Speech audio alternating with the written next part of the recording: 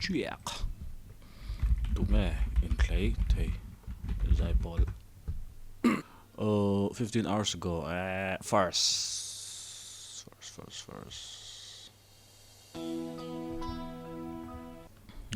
Thuampui branch Aizol YMA Zaipawl. Tu me inthlei thei. Gaming a Lapuania. Mizo Namte Records. Sponsored by Israel Fane. Three Brothers. Very nice. Post đeo char char don ne in du chuan lo va en ve mai wala post lo en in react lo en in du chuan hepa hi pok phur kuli ani mela ta tu te nei ni sa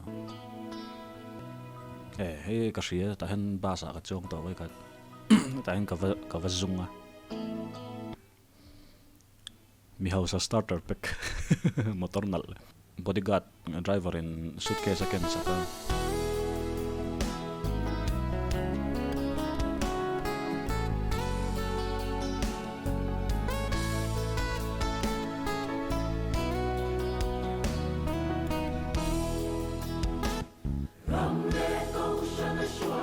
nal an puan chu sana dinga fel na pai kor wa pia pu thiam di male pisaro puria afong until ti na hi green screen ti do ni la alien ang reng sia bangan yang arsi khi an ki in nge nia ral nge khopui light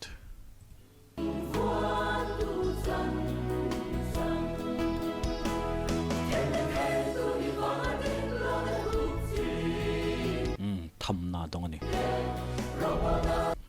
sual la me li lo chin che ru cancel tu ni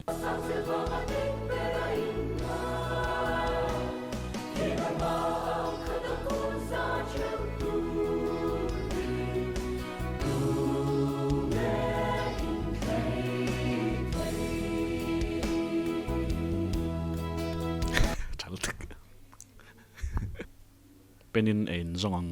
min te china le kha zira penin ei zoni du chan dik nge mani bil khatiang thilvel lo haidara lo sign top tur khanin an signature a poimo thei se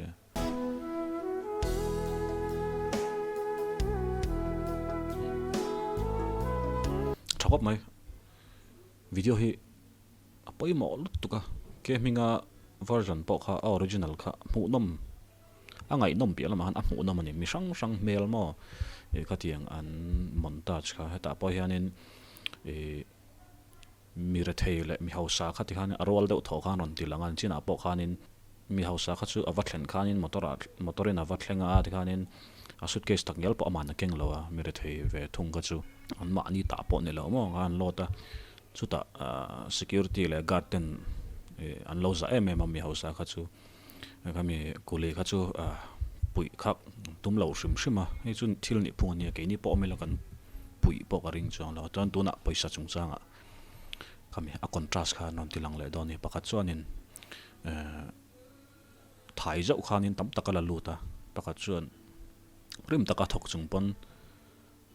ala lut manglo ni kha kuta ken tham lak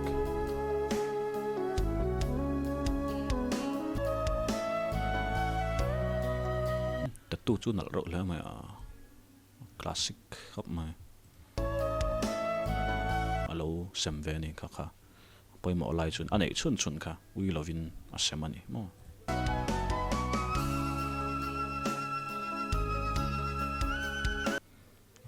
thil ei pui kha chu ni mi alo he pa hi lo zong te u Thuampui ho kan amu thei ta lo ne rim tak le rin om taka thok chu an mutui le mai pakatin apa oma tingken kan mu ve thin tak taka kan pali hian chang le ling zong tengen lo ma chang le ke kor te ta kan lo khuma an mutui ani chu ru ha na tur mo ka ting khan hi ve lo mi hausa ro ka chu amutui thelo pathian thu kap ma upa ngur te ang ngai ma ya upa singur than ani hielo ma chang thiam khop ma he pa ta ka tir ngo ching khan ni kawang ni ka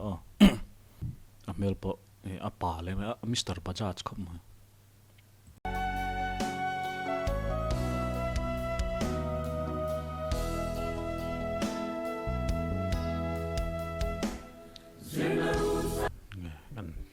chik lok nga footprint mall an siam don SUV like look ani lo mall footprint motor tharan siam don ki SUV ang deuh engine lian tak zau tak heng hi eng lo hey Mizo Zaipawl video Zaipawl lem kan tilang hi ma a unique lutuk Mizo te ham dang chuan ti ve thin lo ase puan bi pay thap mo hatiang uniform ang dewa a pattern ang kal pay chuan schedule dul a Mizo lutuka ti zel hi tha ka ti lo ma ma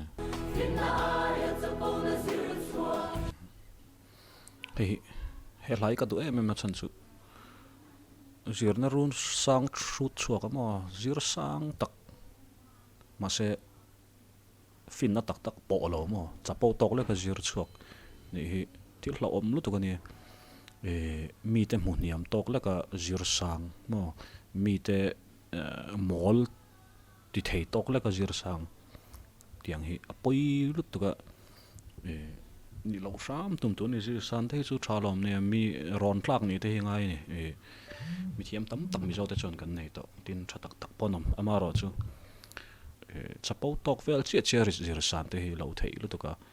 apoi khop mai mi te thiam lo ti nan te mol ti nan te nu le pa te mu sit nan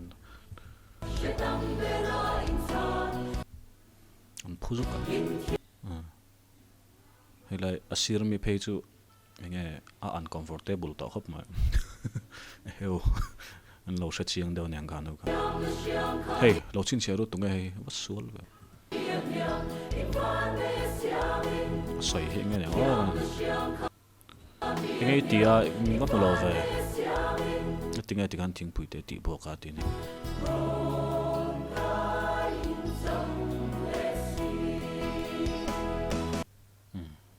ron kai le si ti lai ta ka boi lak lo thiam ve thin thau bok nen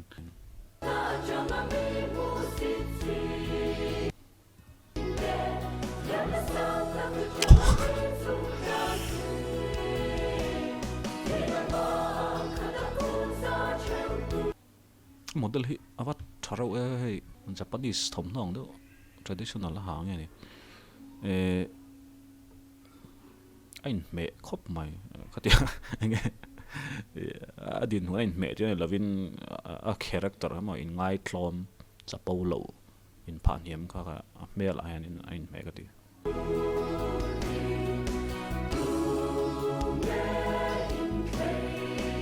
to exposure tle bin chung ki mo ka thiam zong chu ni lo na ki an ti lui nge ka salo thlang fu khop mai amoi ki tianga he lam hoi zong ya ti ngot te po ki ngai to fe thamania an thlang fu khop mai ong pa no ya ong pa no ya kan da zo ter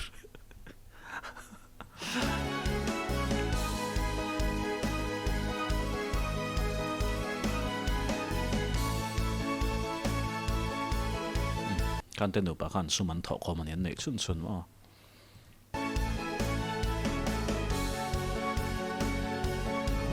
at sapo ma chang thiam ta ga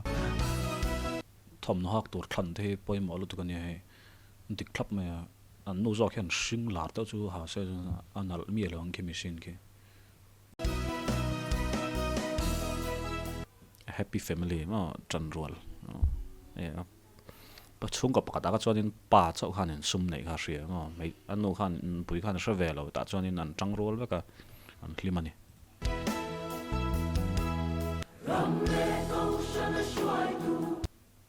chang ni na ni lo ma chu chu chang ram le ko sha na shwai tu chang khat na Valentine's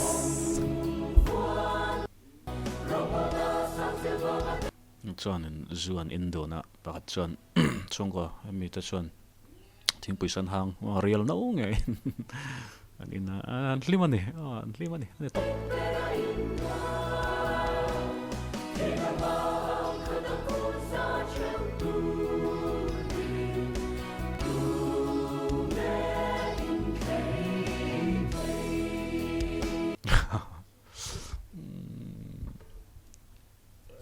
khoi khi nge in sak zok re thei hi hlimna ani e chu kan ti chuang lo ma ro chu ki har sanna po lo om se mo nupa in mo amo nupa lo kim lo pon ni se ma ni ringot pon amut tui ve thei thoni pakat kha chu khami human relation kan ti mo anin kar kha fu lo wang khanin sum khanin ka ka lei thei lo nian thut topa zonin topa anom dan hi inang lo ni tera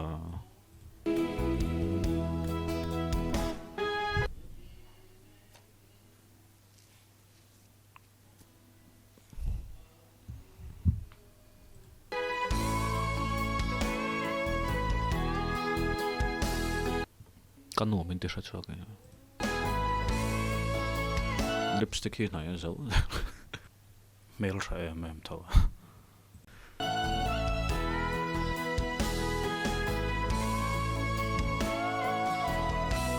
chung kwa hei sapram ram changkang tam taka chan chung ko om ji hi om to lo ni mo ti mai la tlang pui chuanin hei nuclear family kan ti chung nu le pa le fa te ti hi hei mizo te na kan thil nei hlu adania tu na chan nu le pa le fa te hei hi kan chel ram hi poi mo ni hei helai chuanin extreme de hlakin an tilang pon mai the ma se taka po nam shrim shrimang suma wanga an ina pon fa te pon am to lo ni an nei lo shrim shrim nga chu ka shlo lo nei pon ni se ina nom lo ti na kan mai ni mo mi hausa ka chu heta chuanin hei anom khom ve krum sang sanga om ti vel ha om ve lo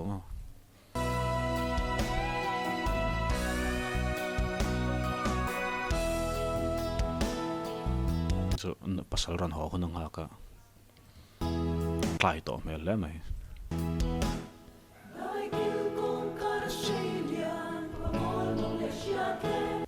galai poi mo khop mai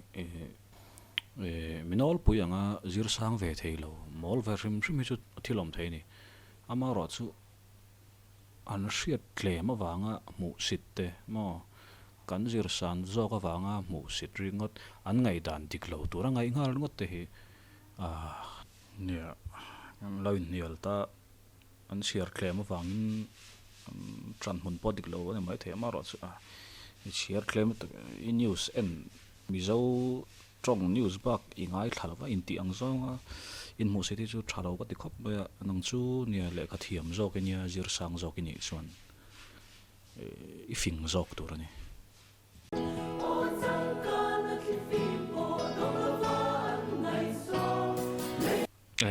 lo ni khi khopu ni khi arsi ma lo tia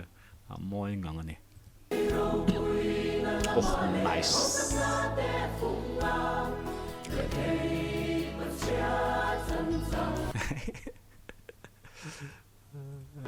kiss bùm so anh rồi phát tên mua lỡ lên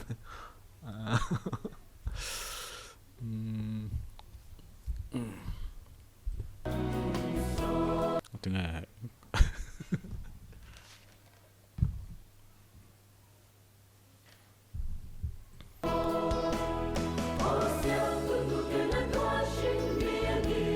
chứ na anh tin arai pui nu nan khanin lo om dei ni mo nu puin ina khatia nga karang chung kan pasal tan khan in chei ni nge tur ni makeup ting jong kha ma ro chu om talo ni mo pat kha chu lipstick chau na ya pasal han tu em what and not nice ne me chet chu fin chuanin an ma ni chom thei tur le an nom sak thei an nom sak thei na tur mi pa zon kha chu fin na che khat chu ni thowa gold gar te kan ti phone na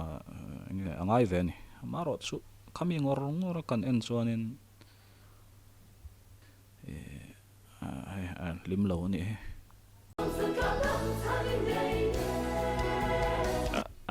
anti Zaipawl kop pai ma hei Zaipawl style hi om version shima gaming a sakang che kha chun sa jeng chuanin gaming a lan cover khani don ma sa an Zaipawl an siam ani thita ni mo tu zok nge cover sheet pol na sa ve tu zok nge thi ve nge kuang uka tlang concrete oma an puin korpola ma tho anh lâu cú lý rồi thấy dọc không nhỉ he a house dọc nó pui ha ta pakat nó pui ka chu ki mi kor khi này á ki chuan cái scarf eng lampang abata kuang chunga pangpar oma thak chi pangparom to lova kuang po hi dang ta nga ria kuang chinang ka chu props thilen to masaki a scarf ki adum to ta hei pakhat zo khani ti khani chiang an thi ve ve ni a tha khatia contrast mo pakhat a ho sa zok thi tir bi karwat kha omziam lova thi na chon min shod dwal ti ka ala sei tum ber ni wangin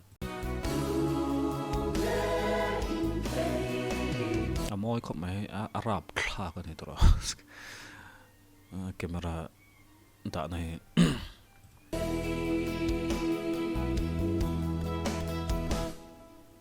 ne nihilistic ta ka ngai toy mo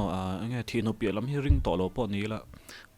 tian kan tiang adam chung po khanin an lim dang khain chen lo lu to ka ni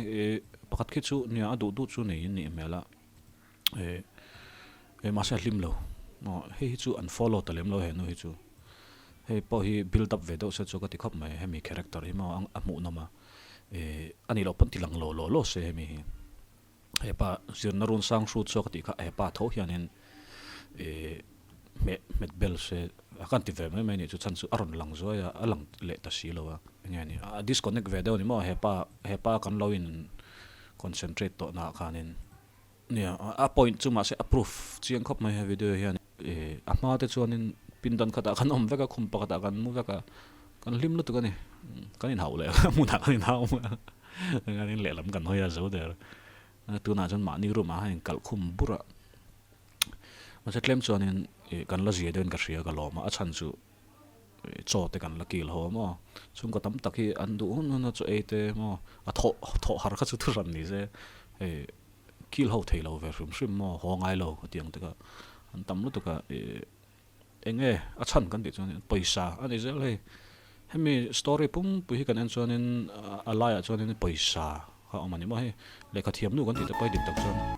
class kha ani ve tla tani wana sum ngai na thi sual tin reng bulani ti hi pathian thuin aloing lo hi alo dik khop ma sual kan ti khanin sum kan ngai na ta wang khan thil sual kan vati bur lo pa ni mai thei ama ro chai chung ko ga ti chi ani wa hei makeup te vatia du alea apa an pa lai na du te ba ti han ma se helaya chung ko lim thla kha a om ve lo nen ma ni chon mi sang top khanin oma an fa den om box lo tin kan riat tur pa hausak awanga khating vek khak ni chung lo hau mi hausa chung ko hausa om tak ngo ha chung ko borok nom tak chon om ve tho ha chu pathian an nei lo zir te pon yanga chung ko in kai hroina zir te pon yang an rol sang ngo ma se atlang pui chu adin a hriat ve the ni mo heti thu tak ani ti kha tin hela hi mi hausa te ka na ringot la ha di lo ti lo rela thil mi sang tam tak so ko san roi tu te ram roi tu te mo tin ange k3p at pon yang k3p kaloin manawang khan ka ngai dan hi dik veke ti te hi thil dik lo ani tu pokanin pang thei open vek thalai bol te chu ma se khatiang engemani status mo ni na emo tel ve na emo om na mun awang te ni na kan lo nei mi te na mi lo ngai sa na de khatiang de ka pan sual hi ol lu tu ka chuwang chon nia mi hausa chaw ka na ni lo ti kha rela mi hausa thatak tak te pon om mu na mane ona man lo nge la lo ve enula helai en rot ka lo in lo ring nge hi ve enula chonin va comment tu la Zaipawl conductor te a harmonize tu trangin musician te tm alo mom khop mai hel a ber kheren lo thlang le ngali alo mom ka lom lut gani ke mi mal tak pon kan soilan lo thin chu a script jek tu mo